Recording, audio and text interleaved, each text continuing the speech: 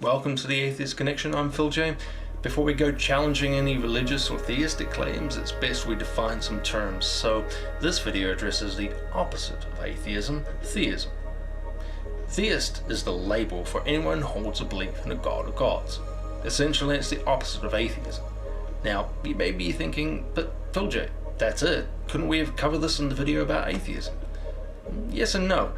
I wanted to address theism with the same amount of attention I did regarding atheism, and since most of my videos will be about addressing theistic claims in religion, it makes sense to both carefully define the theist label I'm using and highlight some of the baggage and confusion that comes with it. So, let's talk about theism. First of all, to all theists out there who may see this, don't get angry, and don't be offended for your God. If your God is half as great as you think it is, then it doesn't need you to fight its existential battles for it. If anything I say hits a nerve, go out and prove me wrong. If true, your beliefs have nothing to fear from investigation. Do they? Surely some scrutiny will only reinforce your beliefs, right? To those who don't investigate, perhaps you're afraid of what you'll find, or perhaps not. Regardless, from here on, if you ever encounter an atheist, instead of asking us why we don't believe, ask yourself why you do. There's a lot to cover off here. Theism itself is an ancient concept. The oldest recorded organized religion, as far as we can tell, is Hinduism, dating back to 2300 BCE. The notion of a god dates back over 5,000 years. That's the beginning of recorded history, with ancient cuneiform. Before that, oral tradition really was the only way we communicated ideas around. There's no exact date, and if you were to ask theists today, their answer to when the God concept came about will depend on the religious view, as many will point to their specific cult or religion as the progenitor. For example, creationists tend to believe the Earth, in fact the universe, is 6,000 years old, and that any concept of their creator clearly started from then or whenever man was created. Something we need to appreciate with our ancient ancestors, however, is their limited perception and understanding of the world around them. They only had their basic senses that they understandably heavily relied upon, and if we had no knowledge of even the concept of germs, we too might find it strange that people all around us are dying from what appears to be no reason. Couple this with an evolutionary pattern-seeking advantage, and it's completely understandable that when they saw everything in their day-to-day life seemingly have a causal agent, heat from fire, babies from people, trees from seeds, rain from clouds, that everything else must have a causal agent also.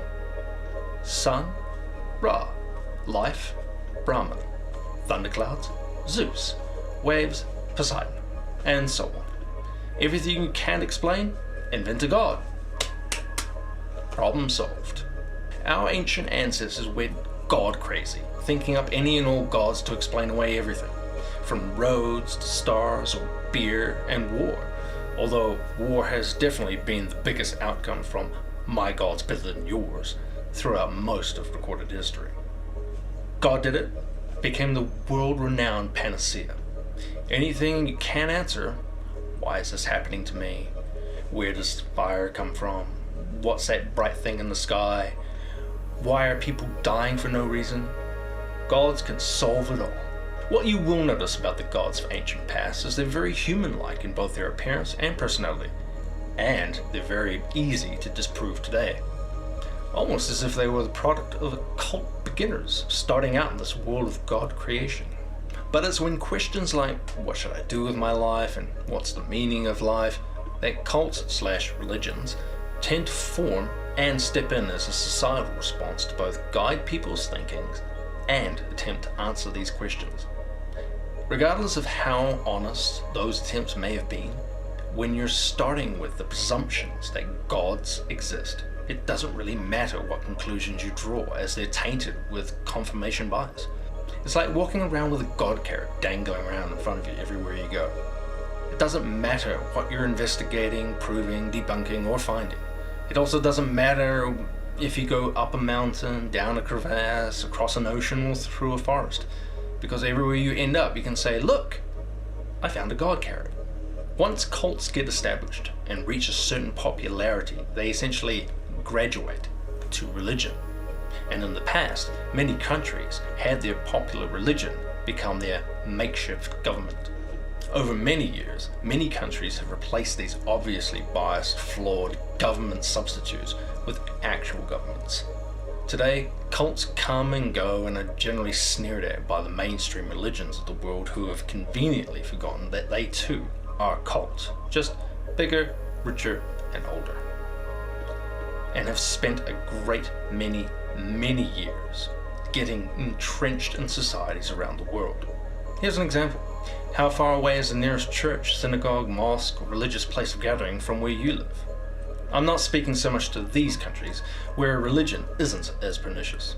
And finally, here we are today, thousands of years after the beginnings of God notions and religions, millions and millions of people around the earth still cling to these ancient, outdated, and rather childish concepts and beliefs.